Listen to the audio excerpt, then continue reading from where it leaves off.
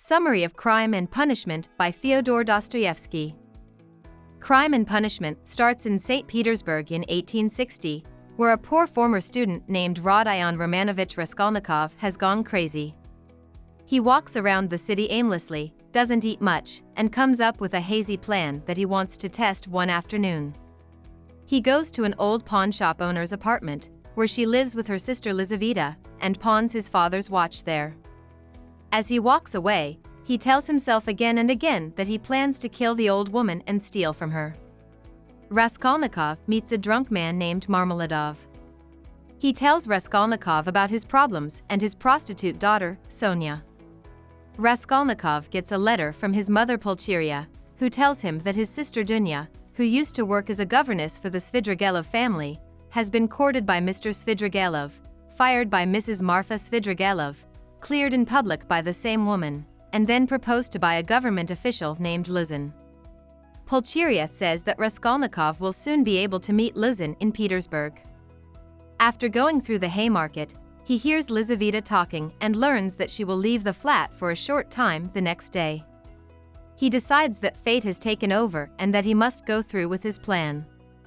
He kills the pawn shop owner, tries to steal from her, and then kills Lizaveta when she walks into the room when he's not looking.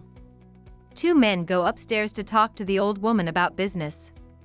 When they see that the door is locked from the inside, they go get the caretaker.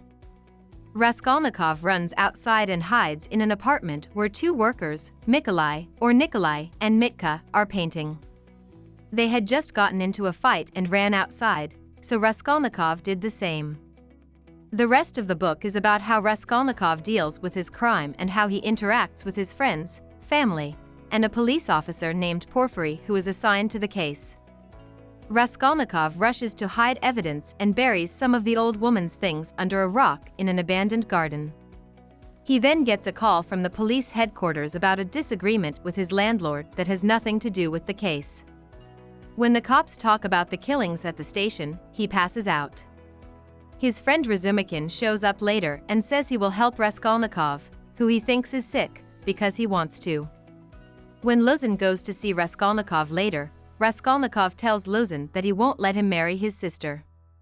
Raskolnikov talks to Zamyatov, the clerk at the police station, in a strange way about how he would have killed the two women. Later, he finds Marmeladov dead under the wheels of a wagon. He gives his wife, Katerina, a lot of money for the funeral and a party.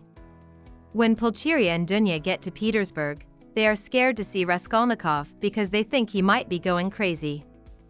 Raskolnikov meets with Porfiry, who tricks him into saying that he went to the pawnbroker's flat on the day of the killings.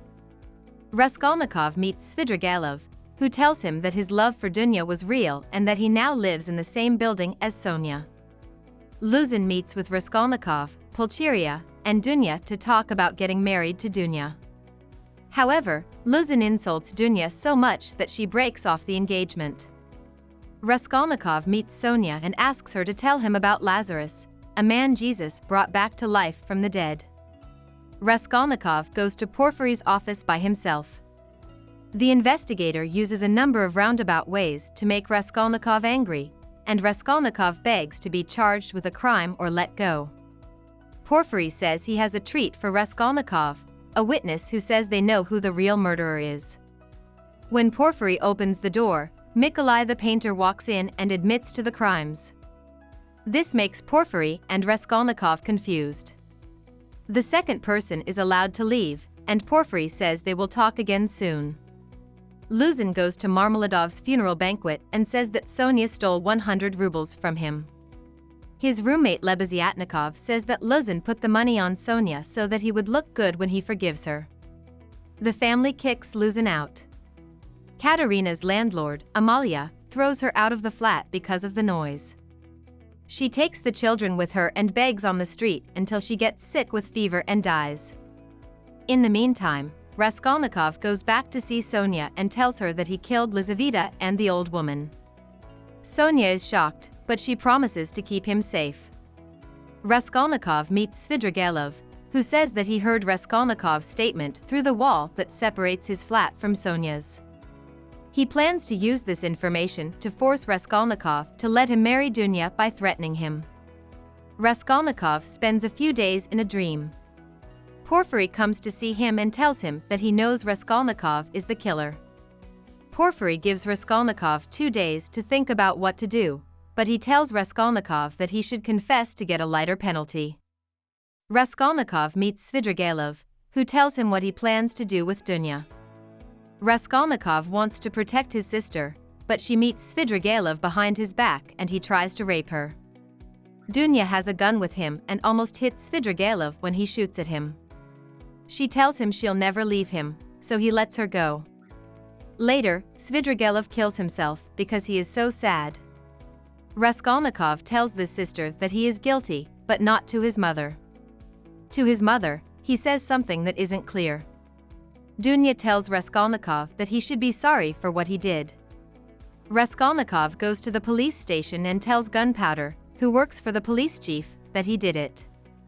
Raskolnikov has been committed to 8 years of hard work. This is shown in the epilogue.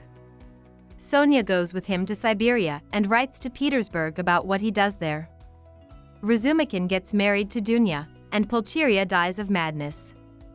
Raskolnikov slowly comes to terms with his guilt in the jail camp and realizes that Sonia loves him no matter what.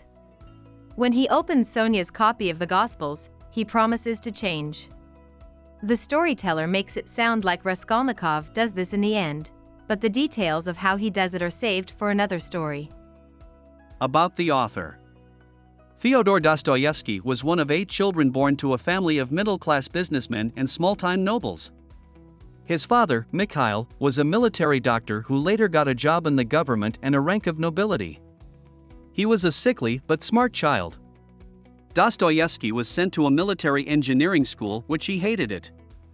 It is thought that his father was killed by serfs on his own farm while he was there. When he was still a young man, his mother died of cancer. Hope we summarized it fully and you liked it. Please hit the like button and subscribe to our channel so that we are motivated to create more videos.